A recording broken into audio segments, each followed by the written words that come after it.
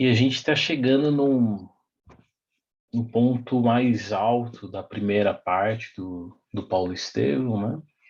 Nós temos 10 capítulos na primeira parte, onde nós temos a personagem, entre aspas, heróica de Estevão, como sendo o personagem principal. E depois nós temos 10 capítulos é, na segunda parte, onde nós temos aí no centro, né, com o personagem heróica, podemos dizer assim também, a figura de Paulo de Tarso, que é o rabino convertido após aquele grande evento da conversão na estrada de Damasco, né? Então, é importante para a gente situar os personagens, a trama, a cenografia que Emmanuel nos traz na obra, nessa primeira parte. E aqui nós estamos aqui naquele contexto onde as perseguições por parte do partido farisaico, personificado por Saulo de Tarso, começam a se intensificar, né? Nós temos a autorização do Império Romano como sendo ali a última instância do poder temporal na época, dando carta branca para Saulo começar as perseguições. E aí ele, como promotor, porque é importante lembrar que Saulo era um teólogo, mas também era uma autoridade no que diz respeito à justiça da raça hebreia, né? Então ele assumia poderes de promotoria e o Sinédrio como sendo aquele órgão, né, regulador e em última instância, justiça em última instância, dentro da tradição hebraica, né? Não estamos falando aqui da justiça romana, que também regulava e tomava conta das questões do Estado na época, mas nas questões que diziam respeito à tradição e à religião judaica, o Estado romano lavava as mãos, né, no simbolismo de Pôncio Pilatos, para que o próprio Sinédrio conduzisse o processo, a investigação, a acusação, a perseguição e o julgamento final daqueles de sua raça. E é isso que está acontecendo aqui nesse momento, né? Então, para o encontro de hoje, nós temos dois capítulos para estudar, o capítulo 7 e 8, mas eu não vou correr no conteúdo, porque o conteúdo é muito rico. Nós temos aqui, sobretudo, duas passagens do capítulo 7 que vale a pena a gente olhar com calma, porque pode passar desapercebido numa primeira leitura, mas que oferecem lições muito valiosas, e eu chego a dizer que facilita muito, ou dá um exemplo muito tangível do poder da mensagem do Cristo e do cristianismo no diálogo, por exemplo, de Gamaliel e Samônio, né? Então nós vamos analisar esse diálogo no encontro de hoje, e nós vamos também analisar o comportamento dos apóstolos na casa do caminho quando Saulo chega até eles e dá voz de prisão ao Pedro, Filipe, João e Tiago, filho de Alfeu, Tiago, chamado Tiago Menor. Vamos analisar um pouquinho o comportamento deles sob a luz do Evangelho, das lições de Jesus, né, dado anteriormente, anotado sobretudo por Mateus, e vamos fazer um paralelo com o comportamento da nossa sociedade de hoje. E aí nós vamos começar não começar, mas talvez um pouquinho mais, tentar entender essa mensagem cristã que às vezes é tão complicada a gente entender, né? Porque intuitivamente, ela não faz sentido às vezes, né? Ela traz aí paradoxos muito grandes.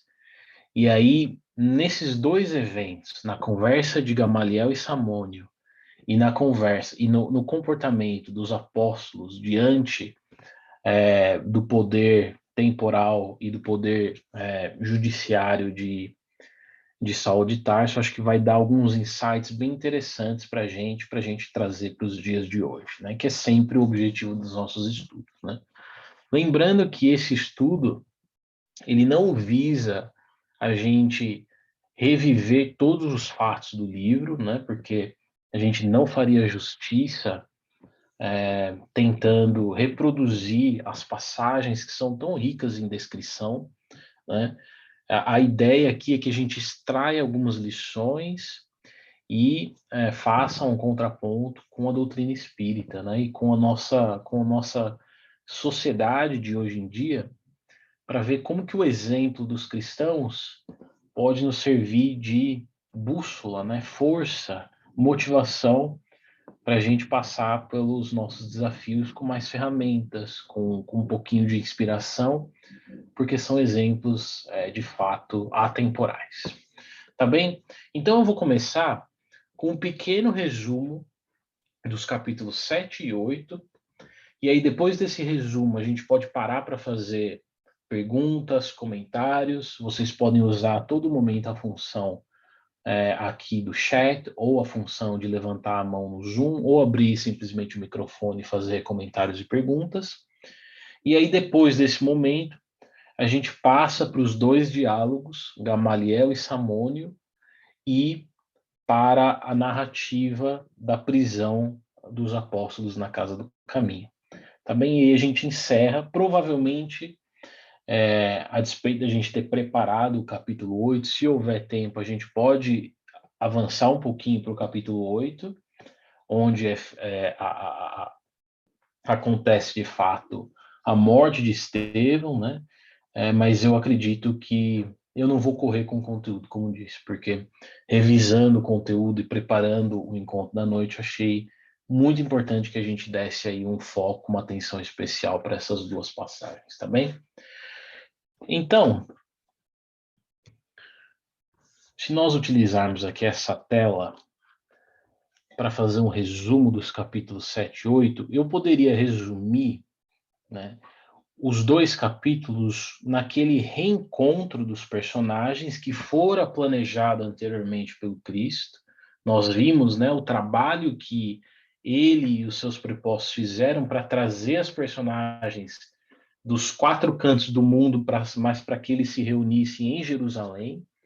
Mostrei anteriormente para vocês um slide onde tinha as flechas mostrando os quilômetros, né, da onde eles percorreram e foram culminar saindo de Corinto, na região da Grécia, Saulo saindo de Tarso, né, que é uma região hoje onde fica mais ou menos a Turquia, chegando e se concentrando até Jerusalém, Gesiel saindo também da região de Corinto e indo no trabalho nas embarcações, sendo deixado no porto de Jope, que fica mais ou menos aí a 40, 50 quilômetros, se a memória não me falha, de Jerusalém. Então, aquele trabalho, né, aquele planejamento de colocar os personagens dentro do contexto dessa cidade histórica de Jerusalém, vai se materializar aqui no capítulo 7 e, sobretudo, no capítulo 8, quando Abigail encontra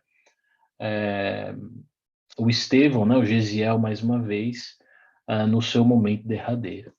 Mas se a gente retornar, então, para o começo do capítulo 7, nós vamos ver que o Saulo ele vai ser movido pelo orgulho ferido e pela vaidade, porque se nós lembrarmos, houve um debate, né?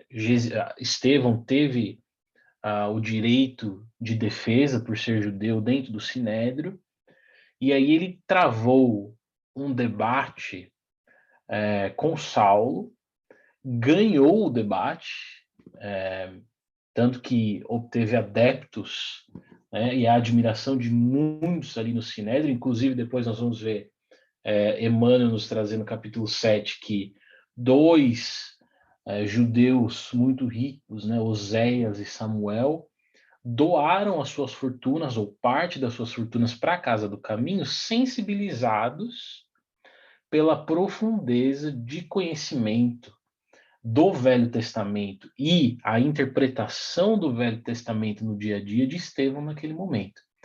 Então, o camponês dominou dentro da retórica, mas também na interpretação para os fatos do dia a dia, né? E numa crítica muito ferrenha ao costume, às ideias e à vivência do farisaísmo na época, né? Ele fez uma crítica muito ferrenha às túnicas, à luxúria, enquanto o povo morria de fome em Jerusalém, o que nos é algo muito corriqueiro ainda, né? Então Saulo havia perdido esse debate, ele considerou que ele tinha sido humilhado publicamente, né? E aí, diante dessa humilhação, movido, né, por esse orgulho, por essa vaidade, ele então é, procura o farisaísmo da época para obter carta branca para começar a sua perseguição, mas também procura obter aí a autorização do império, né, para começar a perseguir os homens do caminho, como eram chamados os cristãos na época, né?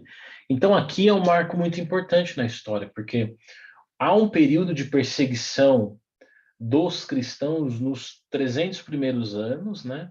Depois nós temos um período a partir do imperador Constantino, onde a religião cristã, onde o cristianismo vai se tornar religião e religião oficial do Estado. E aí é onde nasce o catolicismo, né? Que é nada mais do que uma mistura, né, da visão judaica, da visão cristã e do politeísmo, do paganismo, né, das estátuas, enfim, de toda aquela da ideia das deidades humanificadas do paganismo, né?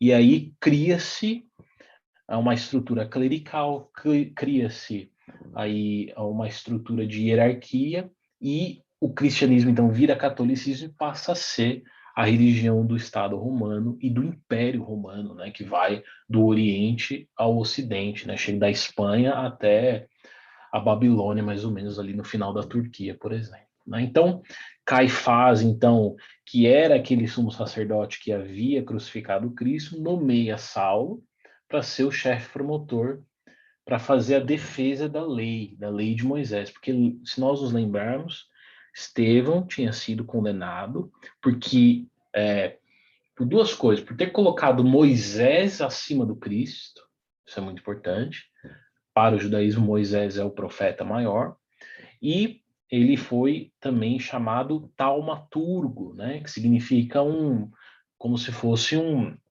bruxo, como se fosse aí um mago, porque diante dos olhos de Saulo e seu amigo na casa do caminho, ele havia curado um cego. Então, Emmanuel vai descrevendo aí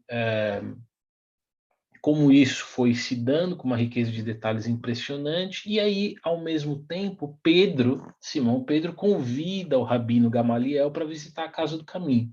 E aí a gente vai focar bastante nessa visita, porque, como dissemos, é algo de extraordinário, né? E o Gamaliel, então, como sendo um sábio, né, como tendo um espírito de filosofia, ou seja, cabeça aberta, ele vai visitar, e aí o Saulo até dá uma duvidada da integridade mental do Gamaliel, mas o que acontece é que o Gamaliel se comove com a Casa do Caminho, com o trabalho que era lá feito, encontra o antigo amigo Samônio, né, e aí a gente vai ver o diálogo, então nós não vamos nos alongar aqui. E aí então Saulo chega na Casa do Caminho após, né, a visita de Gamaliel, prende Pedro, João e Filipe, leva os apóstolos para o Sinédrio, mas poupa Tiago Menor, porque o encontra ajoelhado lendo o Velho Testamento. Né? E aí aquilo vai virar um amuleto para o Tiago Menor, coisa que a teologia de hoje atribui um pouco dessa, dessa personalidade mística de Tiago, e aí Emmanuel traz a informação que é devido a esse fato, né? Porque eles encontraram Tiago rezando e ele foi poupado. Gamaliel então se converte, estuda o Evangelho de Mateus, né? Decide se aposentar do Sinédrio, Ele vai para depois, Emmanuel vai comentar que ele vai para um lugar para estudar o Evangelho de Mateus, né? Reconhece a grandeza do Cristo, pede que Saulo reconsidere o seu julgamento ele queria condenar todos os apóstolos, mais Estevão à morte. E aí Saulo faz, por respeito, né? Gamaliel fala, pela ascendência moral que eu tenho sobre você, por favor, reconsidere. E aí Saulo, como tendo muito respeito, ele acata parcialmente, mas não abre mão da lapidação de Estevão, né? E não abre mão de expulsar João de Jerusalém. Depois João vai morar em Éfeso com Maria, mãe de Jesus. E aí, chegando no momento final, já passando para o capítulo 8, Abigail vai reconhecer, né? Ela é convidada a participar da cerimônia da lapidação de Estevão, onde Saulo era ali a figura principal. Então ele apresenta a noiva para a sociedade, para aquele núcleo, né, que é onde se encontra, nas palavras de Emmanuel, o melhor de Jerusalém, né, a aristocracia, a elite daquela sociedade. Então Saulo apresenta, ela era muito charmosa, né? Então imagina assim uma moça nova, charmosa, bonita, mas que também era muito simpática, era devotada à lei, amava muito o marido. Então ela era o que era esperado para a sociedade, para o rabino mais promissor da época, né? Então ela vai junto a Dalila, irmã de Saulo. Veja que interessante a informação de Emmanuel, né? Dando um pouquinho da genealogia de Paulo de Tarso, né? A irmã, depois ele fala do pai, depois ele fala da mãe. E são informações que nós não temos, né? Se a gente for estudar na teologia. Então, muito interessante. E aí ela reconhece o irmão querido no momento final. Estevão morre, né? Saulo comanda o apedrejamento. Ali um momento onde Jesus vai recebê-lo, e aí depois a gente precisa passar bastante tempo analisando aí essas passagens, né? Fazendo apenas um resumo aqui para a gente ficar na mesma página. E aí, na inspeção do corpo de Estevão, né, ele, nos últimos momentos, abençoa o matrimônio de Abigail e Saulo, e Abigail fica chocada com aquela situação, porque o noivo havia matado o irmão querido. E, a despeito dele ter sido algoz, Estevão o abençoa, né? Diz que ele era um homem bom, porque apenas não conhecia o Messias, né? Então Abigail fica num estado de choque, como é natural a gente imaginar, como o destino, entre aspas, havia pregado uma peça, né, na vida dela, e ela volta para a casa dos pais adotivos. Então e aí se encerra o capítulo 8, tá? Então, como nós combinamos aqui no começo do estudo, nós vamos. Acho que minha câmera parou. Nós vamos. Só um minutinho. Nós vamos focar um pouquinho mais nessa parte, na segunda escadinha aqui, onde Gamaliel visita a Casa do Caminho, e nós vamos focar aqui também na terceira parte, aqui no terceiro degrau, principalmente no comportamento dos apóstolos diante aí da voz de prisão dada por Saulo de Tarso, tá bem? Até esse ponto aqui, ou também fazendo referência aos outros estudos, alguém gostaria de fazer algum comentário, alguma pergunta, alguma coisa que não ficou muito clara, a gente pode repetir aí, porque nós estamos avançando aí com todo vapor. É importante que fique claro aí os conceitos, os personagens, o contexto. A gente pode parar e fazer uma digressão se for necessário.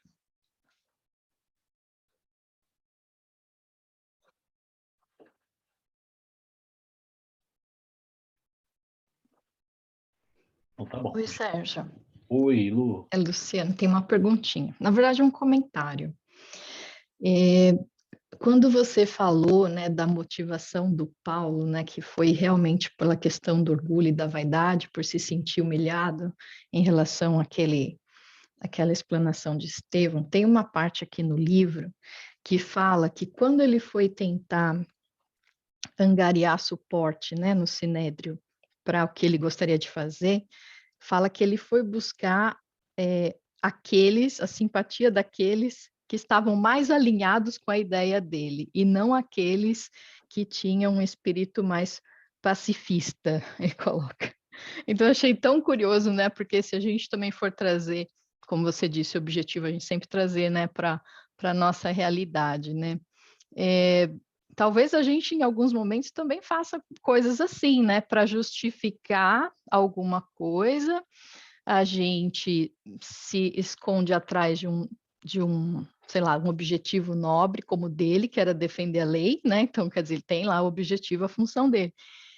Porém, por conta do orgulho, ele, né, tentou de todas as formas fazer com que, de alguma forma, ele se sentisse superior ou vingado, ou, né, com aquela situação que aconteceu, e procurou pessoas para apoiá-lo naquela ideia, não quis consultar os dois lados, né? Então foi bem parcial aí né, no approach dele quando ele foi buscar a decisão final, né? Se ele poderia ou não perseguir os cristãos. Então, só um comentário aí que me chamou bastante atenção esse ponto também.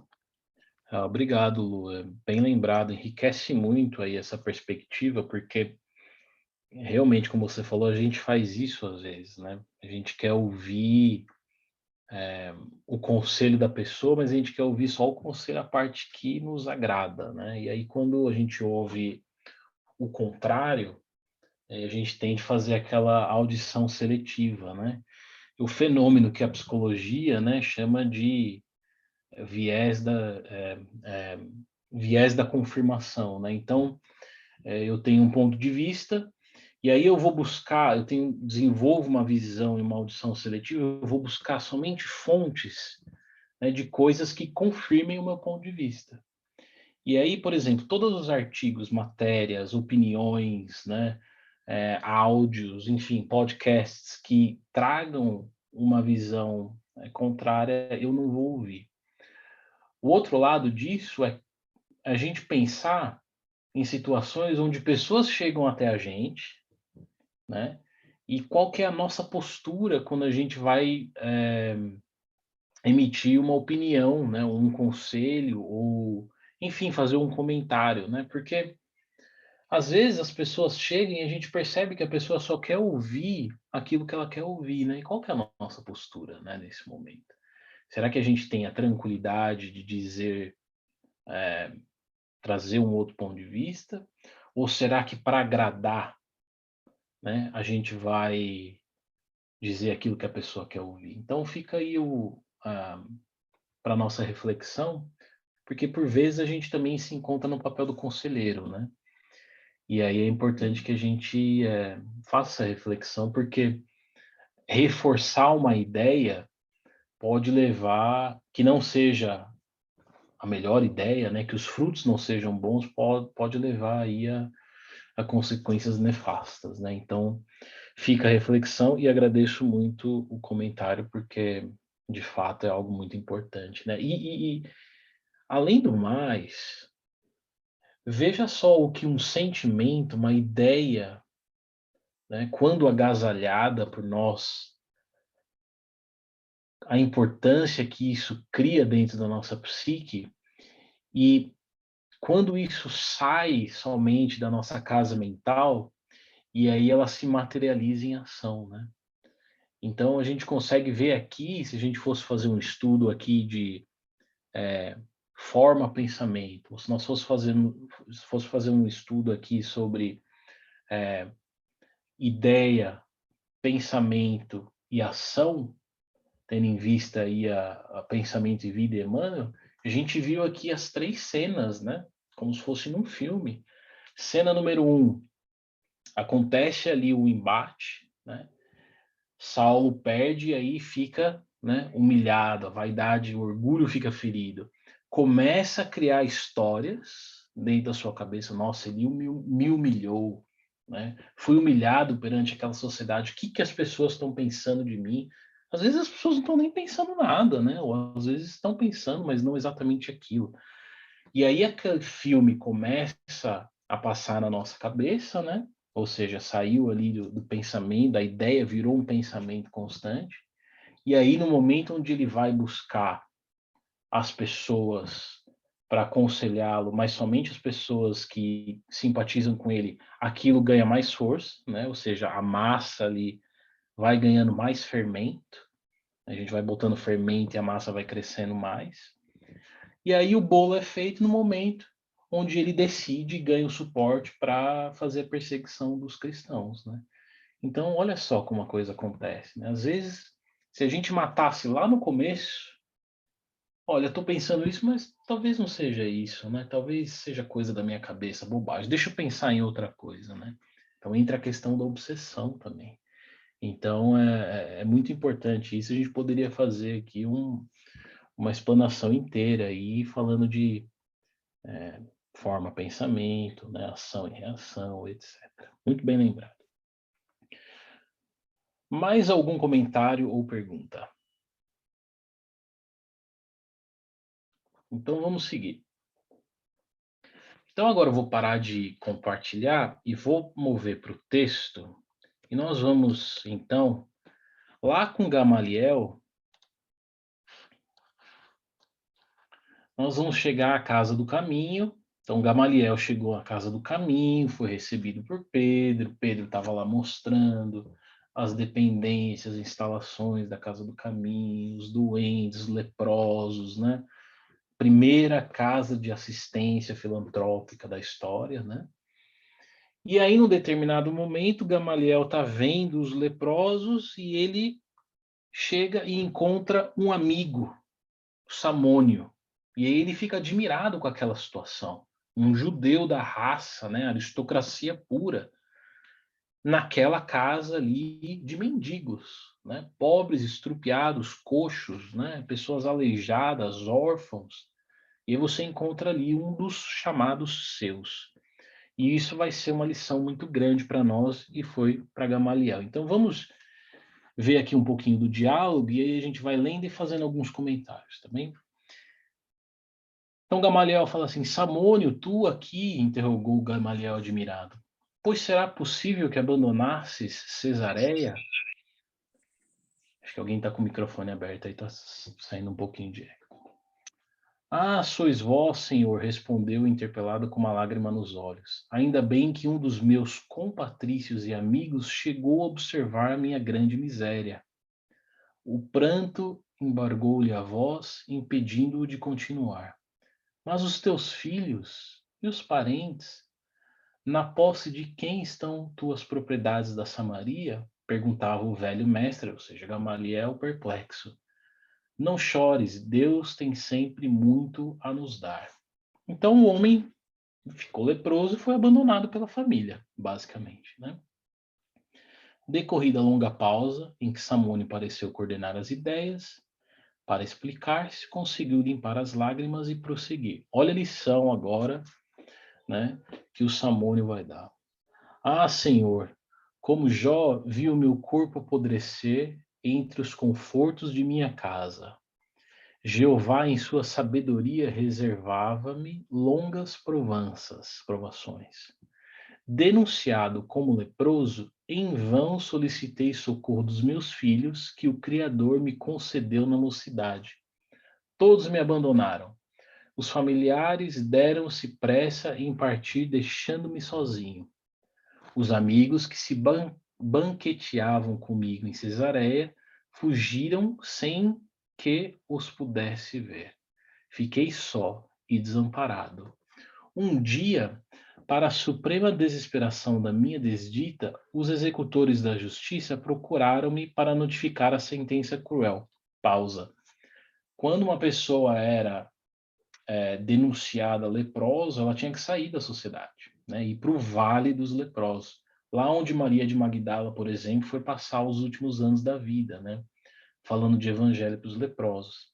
Então, acontecia ali naquela sociedade que o denunciado leproso era preciso, dentro de algum tempo, que era coisa pouca, né? Vamos dizer assim, eu não sei exatamente, mas vamos dizer assim, 24, 48 horas, ele precisava sair, né? Deixar tudo aquilo para que a doença não se expandisse. Continuando, combinados entre si, a conselho da iniquidade, meus filhos destituíram-me de todos os bens, assenhoraram-se de minhas posses e dos títulos em dinheiro, que representavam a esperança de uma velhice honesta. Lembra que a gente fala aqui, eu falo isso toda hora nas minhas falas, né? Aquele modelo de vida, trabalhar, crescer, estudar, criar família, e se aposentar e ter uma velhice honesta. Olha só como o modelo não funciona sempre, né? Tá aí a doença, né? Trazendo o samônio para uma outra experiência. Por fim, e para cúmulo de sofrimentos, conduziram-me ao Vale dos Imundos, onde me abandonaram como se fosse um criminoso sentenciado de morte. Senti tanto abandono e tanta fome, experimentei tamanhas necessidades, talvez pela minha vida passada no trabalho e no conforto, que fugi do Vale dos Leprosos, fazendo longa jornada a pé, esperançoso de encontrar em Jerusalém as amizades valiosas de outrora. Ou seja, esse foi o caso do Samônio, né? Foi abandonado na pobreza no vale dos leprosos. E aí o Gamaliel fala aqui, muito emocionado, pois tinha um relacionamento, né? E aí, depois do pequeno interregno, em que o doente procurava enxugar o suor e as lágrimas, com voz pausada, continuou. Empreendi a viagem, mas tudo conspirou contra mim. Em breve os pés chagados não podiam caminhar. Arrastava-me como podia, cheio de cansaço e sede.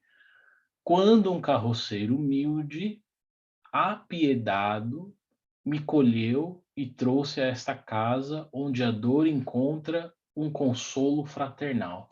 E aqui a gente precisa fazer alguns comentários. Eu acho curioso a escrita do Emmanuel, né? Quando ele coloca assim: arrastava-me como podia, cheio de cansaço. Quando um carroceiro humilde, aí uma palavrinha aqui, apiedado, entre aqui as vírgulas, né? Para que a gente fizesse uma pausa, né, Antônio Luana, para que a gente prestasse atenção nessa palavra piedade, né? E essa palavra aqui, ela me lembra a, a parábola do bom samaritano, quando o homem estava caído na estrada, e aí, né, o samaritano, o que que ele teve? Piedade, né? O que que ele teve? Misericórdia. O que que ele teve? Um momento, né, de inspiração, que ele ali olha aquele homem caído na estrada, tem ali quase que um insight, e então faz o ato de recolhê-lo, né, passar óleo nas feridas e levá-lo até a pousada mais próxima para que o homem se recupere, e dá ainda sestércios para que, se precisar ficar mais um dia, as despesas já estavam cobertas, né? Amar a Deus sobre toda a sua acima de todas as coisas, com todas as suas forças, etc, né? Aqui o mesmo processo e a mesma descrição, né?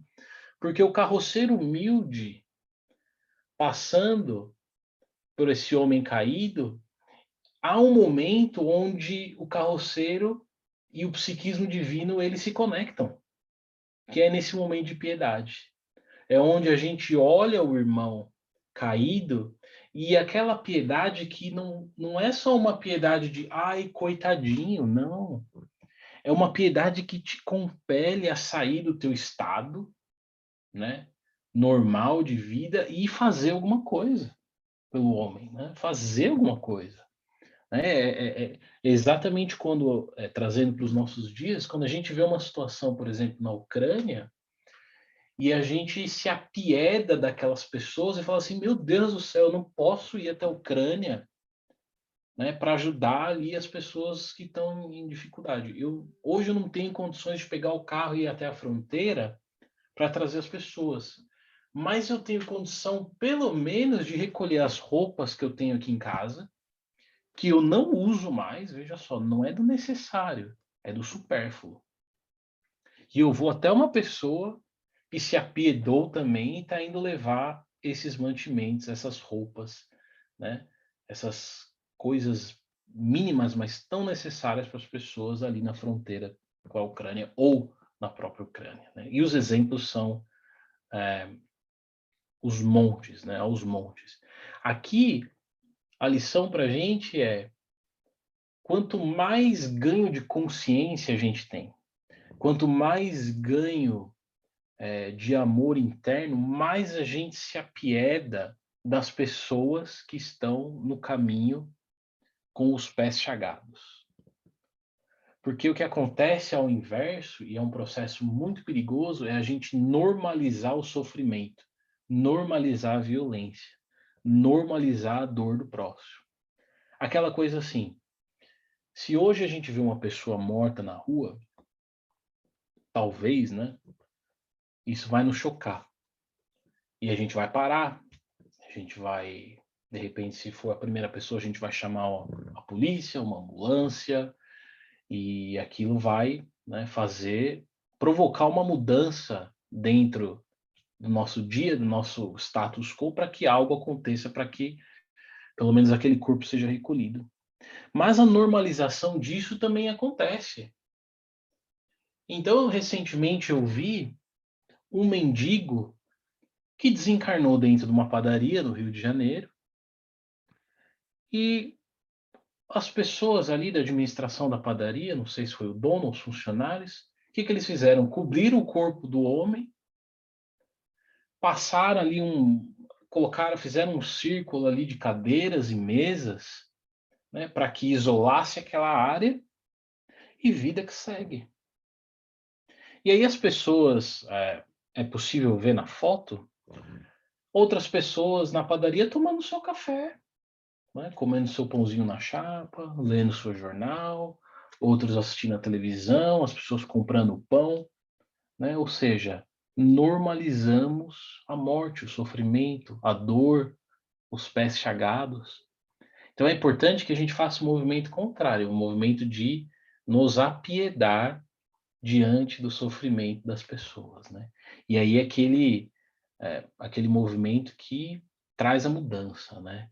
Se não só no pensamento, mas também na ação. Porque é o mesmo exemplo do samaritano. Porque se o samaritano tivesse passado pelo homem apenas e fizesse uma prece, olha, aquilo seria muito bom.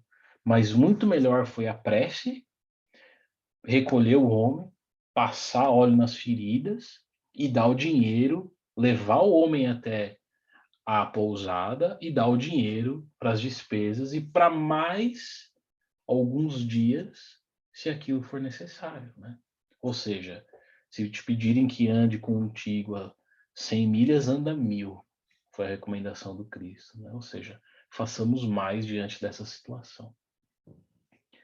E aí, assim como o samaritano, né? O Samônio foi colhido e foi levado até a casa do caminho, onde, olha só essa frase, a dor encontra um consolo fraternal. Olha só o poder da mensagem do cristianismo. Porque no momento onde o homem não tinha absolutamente nada, nenhuma posse, nem mais os seus títulos, nem mais o seu corpo quase, porque o corpo já estava perecendo com as chagas da lepra, né? No momento onde você não tem absolutamente nada, bem-aventurados os pobres, os aflitos, porque deles serão o reino de Deus, né? O consolo fraternal na casa do caminho. Ele ali era um bem-aventurado, ele era bem recebido ali e tinha o consolo fraternal, ou seja, o consolo de irmão, né? Dos irmãos de raça que ele tinha sido negado o consolo, ele encontrava nos pescadores esse consolo fraternal. E aí o grande rabino, atônito diante daquela situação, diante do que via e ouvia, porque só agora ele reconhecia que o judaísmo não havia cogitado desses pousos de amor. Olha só, você pega um sábio do judaísmo que conhece a lei de trás para frente, admira naquela filosofia de vida, naquela filosofia moral, tem naquelas escrituras a sua base ética e moral e religiosa como sendo algo grandioso e divino, mas diante do exemplo do irmão acolhido na casa do caminho, do poder da ação e do poder da mensagem evangélica, né, ali materializada na figura de Samônio, ele reconhecia a superioridade, não só do pensamento, da filosofia, mas da religiosidade, né, da ligação de que Samônio, naquele momento, e Simão Pedro e os seus apóstolos tinham com a divindade, que era o amor, né, na caridade sendo expressado ali, dia a dia, minuto a minuto, com a estadia de Samônio. Então, quando a gente fala de cristianismo, e quando a gente fala do pensamento cristão como sendo o que há de mais sublime na Terra, é disso que nós estamos falando, né? Desses exemplos. Então você pega um sábio de uma doutrina divina e ele fala assim: não, não, meu amigo, tem muita beleza, muita riqueza, muita moralidade até aqui. O cristianismo e o Cristo está acima. Alguém gostaria de fazer alguma pergunta, algum comentário aqui?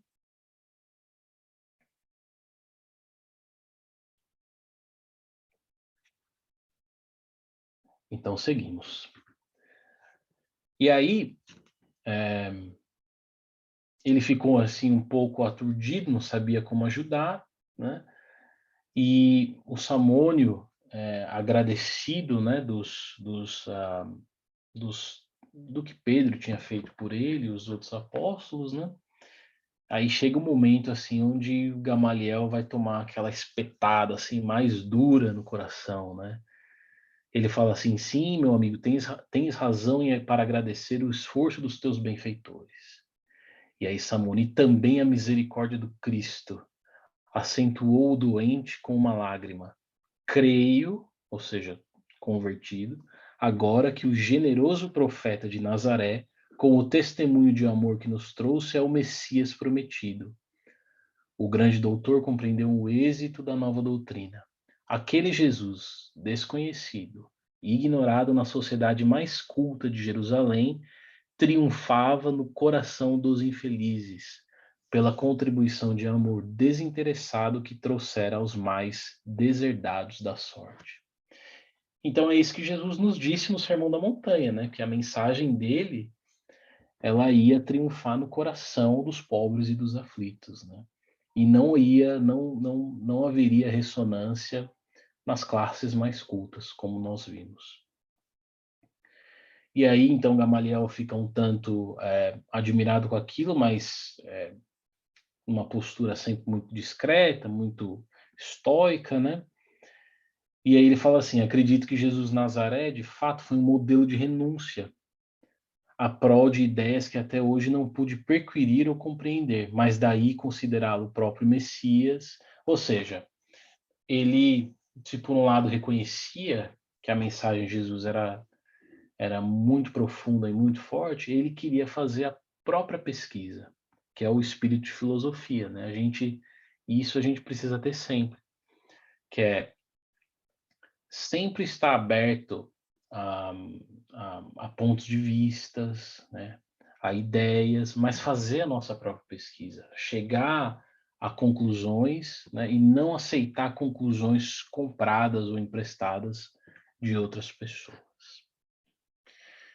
E aí, continuando, aqui de olho no tempo, mas como disse, nós não vamos correr, o Samônio vai trazer um ponto muito importante, porque a gente sempre fala, quando a gente está em desafio, em prova, a gente está mais perto de Deus, né? E às vezes fica um pouco complicado de entender isso, e eu acho que aqui mostra um pouquinho. Ele fala assim: se eu estivesse com saúde, plenamente identificado com a família, no gozo dos bens que conquistei com esforço e trabalho, talvez duvidasse também dessa realidade, confortando-a, né? Mas estou prostrado, esquecido de todos e sei quem me deu a mão amiga. Como israelitas amantes da lei de Moisés, temos esperado um Salvador na pessoa mortal, de um príncipe do mundo. Contudo, essa crença há de prevalecer para uma situação passageira. São ilusórios preconceitos, esses que nos levam a induzir uma dominação de forças perecíveis. A enfermidade, porém, é conselheira carinhosa e esclarecida. De que nos valeria um profeta que salvasse o mundo para depois desaparecer entre as misérias anônimas de um corpo apodrecido? Não está escrito que toda iniquidade perecerá? E o príncipe poderoso, né? O leito de dor é um campo de ensinamentos sublimes e luminosos. Nele a alma exausta vai estimando no corpo a função de uma túnica. E aqui é exatamente esse ponto, né? O campo de ensinamentos sublimes e luminosos. Então a alma é exausta, ela já não aguenta mais. Lembra do André Luiz no umbral? 8 anos no umbral, exausto, no momento que ele reconhece a divindade, né? Então, essa foi a lição aqui de Samônio. E aí um ponto muito importante é que, assim, Samônio foi utilizado, entre aspas, né? Ele deu o testemunho dele muito bem. E aqui a gente vai, quando a gente falar do capítulo 8, eu vou falar bastante de testemunho, porque testemunho, ele ficou muito barateado na linguagem espírita e no meio espírita, né? Testemunho é o sofrimento de um espírito com vistas ao ensinamento de outros espíritos, né? Então, testemunho foi o que Lívia fez quando ela né, deixou ser imolada, né, deixou ser comida pelos leões no grande circo. Então, isso é testemunho, ou seja, é a exemplificação da fé cristã. Testemunho foi o que Cristo nos deu na cruz. Testemunho foi exatamente aquilo que Samônio está fazendo, né? Ou seja, lidando com a doença com grande resignação e aí dando um grande ensinamento para Gamaliel, que era uma pessoa chave naquela sociedade, no partido farisaico. Então, Emmanuel fala aqui que Samônio falara no tom de quem tivera experiências diretas de um encontro real com o profeta Nazareno, né?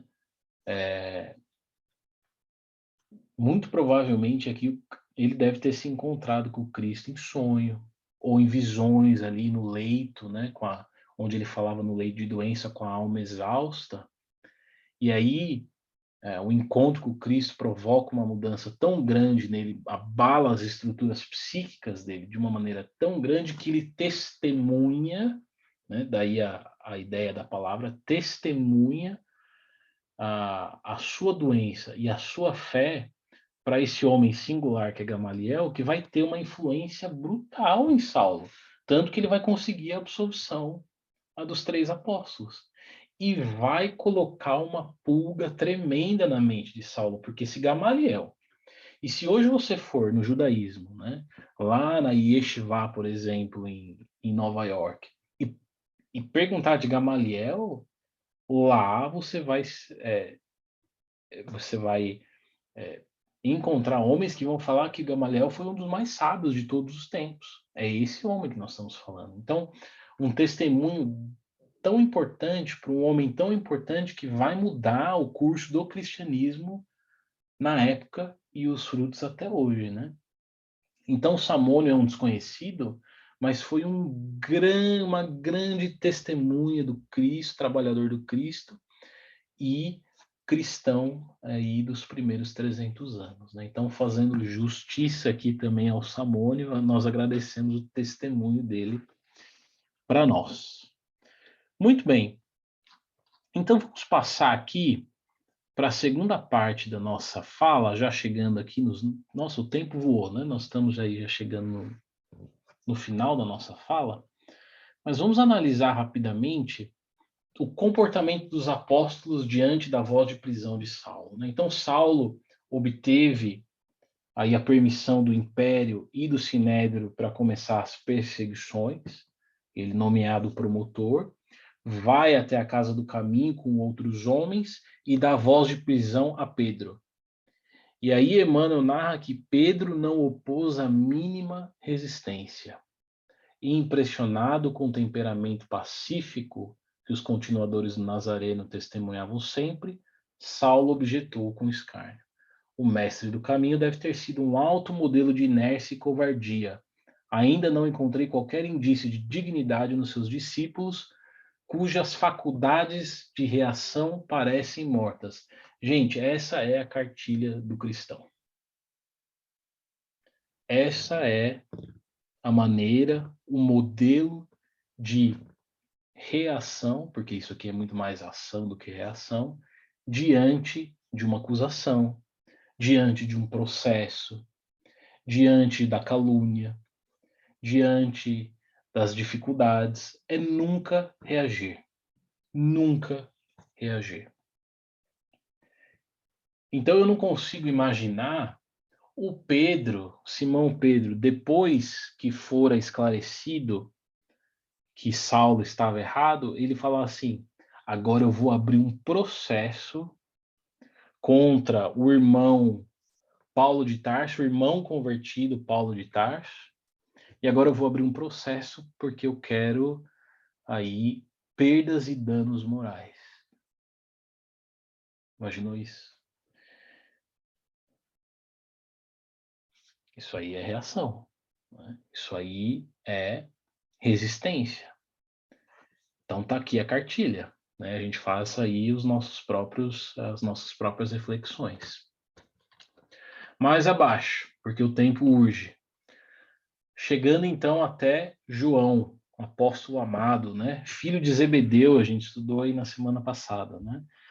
Sentindo as mãos grosseiras do soldado que lhe aplicava as algemas, João ergueu os olhos ao alto e murmurou simplesmente: encomendo-me ao Cristo.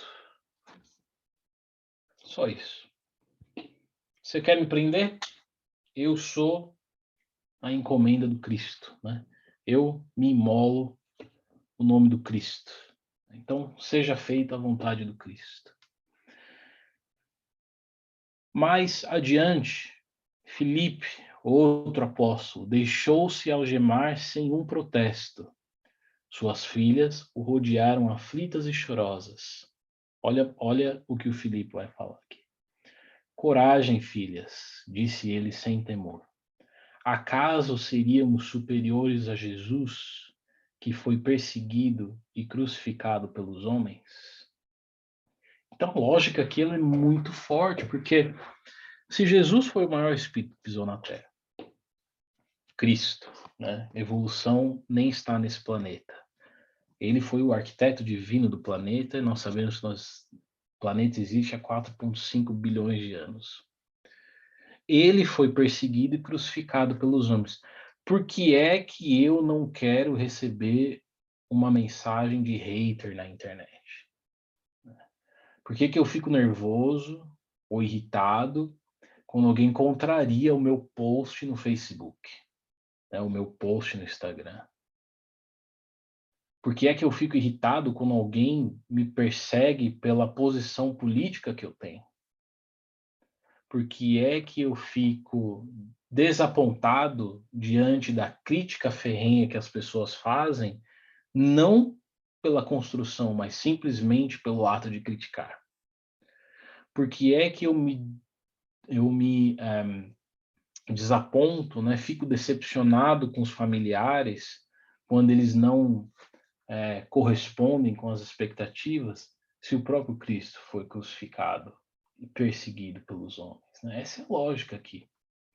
E aí, a nossa atitude, né?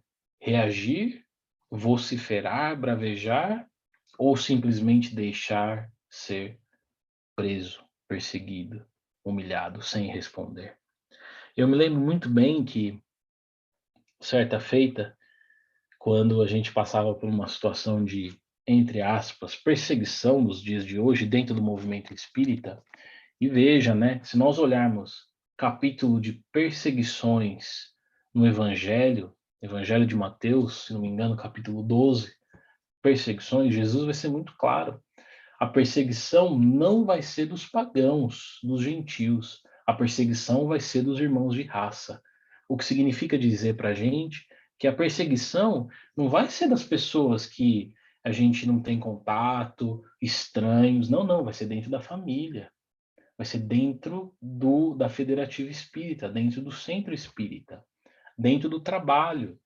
Né? Vai ser daqueles mais próximos, eles que vão nos perseguir. Né? E aí, qual que é a nossa resposta? Eu me lembro muito bem o recado que foi dado por um espírito, que falou assim: aconteça o que acontecer nessa reunião, insultos, calúnias, né? Não importa. Aconteça o que acontecer, Sérgio e Anne. Recado do espírito. Não vem a caso quem. Não reaja. Ah, mas e se for? Não reaja. Só isso. Esse foi o recado do espírito. E aquilo foi muito difícil, né? Porque acontecia, fulano, e lobo em pele de cordeiro, etc. E era difícil, né? Mas quando você não reage, não existe espaço para uma discussão, não existe espaço para fermentar a massa. Quando você reage, você joga mais fermento na massa. Eu estou falando como se eu fosse um cozinheiro aqui, eu não entendo nada de cozinha, né? Só sei que fermento cresce a massa.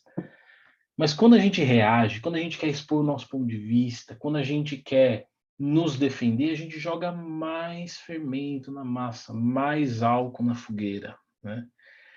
E aí eu fico pensando assim, fazendo um paralelo para os nossos dias, né, de hoje. Será que se as pessoas na Ucrânia não reagissem, nós estaríamos já entrando no quarto mês de conflito? Será que se a postura fosse de fato a cristã, nós estaríamos entrando no quarto mês de conflito com mortes para o lado da Rússia, mortes para o lado da Ucrânia? Ou será, outra reflexão para a gente, será que a gente apoia a postura da Ucrânia em defender o seu território, guerrear, é isso mesmo, lutar por uma identidade, né? Mas o Cristo falou que nós somos todos irmãos. E aqui está a cartilha de como reagir diante de uma perseguição. Né? A cartilha foi dada pelos apóstolos. Estevão, né, deixou-se ser conduzido para o Sinédrio. O Cristo, né, a linguagem, né, a gramática perfeita, deixou-se ser conduzido. É porque ele é o governador do orbe, ele tinha mecanismos e meios para acabar com aquilo. Deixou-se ser conduzido sem reação.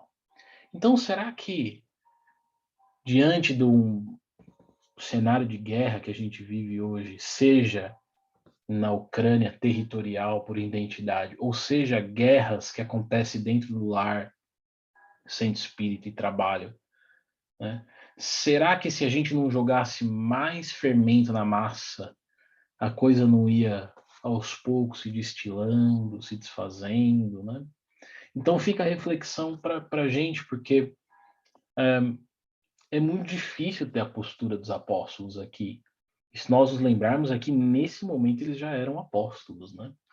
Nesse momento, Pentecostes já havia acontecido, Jesus já havia passado com eles tempo, né? Eles já haviam se enchido um pouquinho mais da fé, da coragem, né? Para agir em nome do Cristo, né? E aí tiveram a convicção, né? De deixar ser entregue. Então, em um determinado momento, Pedro fala assim, né? Porque na hora que eles estão levando Pedro, as pessoas chamam ele de pai, né?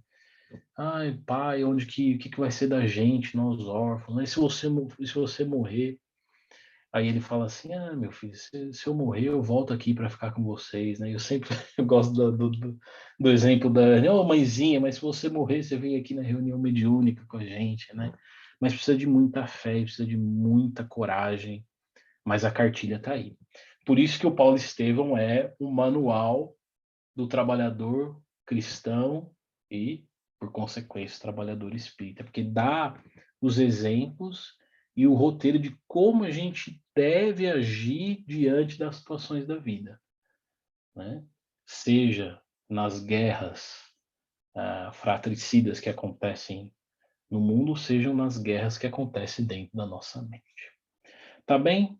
Então, meus amigos, só para encerrar aqui, nós já falamos, né, que o Tiago, filho de Alfeu, não foi conduzido, e isso vai ter um papel fundamental depois no futuro, porque o Tiago vai ser o mantenedor da casa do caminho, sob o ponto de vista, entre aspas, legal, administrativo, fazendo aí um relacionamento com o judaísmo na época, né? Então ele tem um papel fundamental aqui também. Mas Saulo, e tudo isso ia colocando ideias aí, uma sementinha na cabeça de Saulo.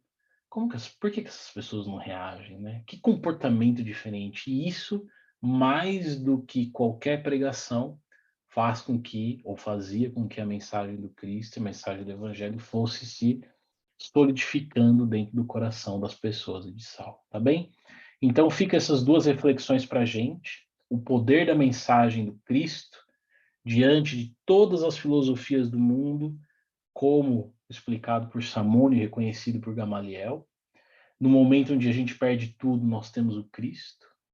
E aí, bem-aventurados os aflitos, porque serão deles o reino de Deus, consolo, né, nessa vida.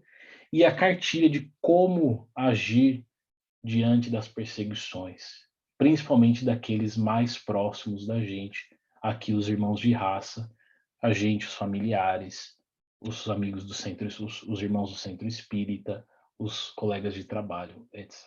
Tá bem? Então, espero que tenha sido útil.